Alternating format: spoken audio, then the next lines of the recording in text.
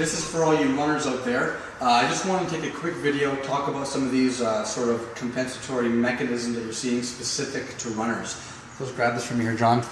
Here we have John, amazing athlete, amazing hockey player, and I just want you to go ahead and do some basic leg swings on that rack for me. So go ahead, we'll do the front to back. So yeah, perfect. So use your left leg for me.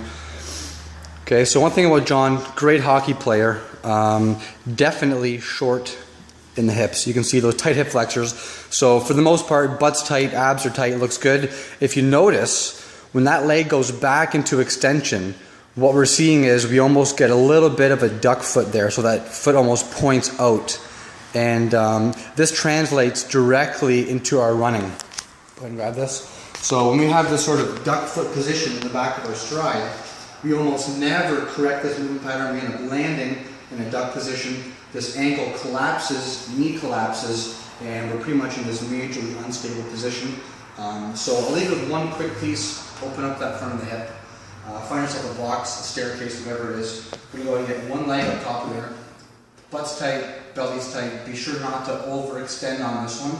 We're just going to focus on keeping that back foot as straight as possible and bringing those hips as far forward as we can. Really focusing on this whole anterior chain. A few small variations, bring that arm up.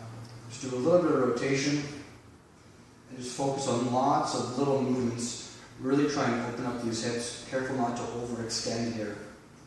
Spend about 2 or 3 minutes per side, and then go ahead and do your test and retest. Check that back foot. Make sure you're not looking like a duck, and we'll see you next time.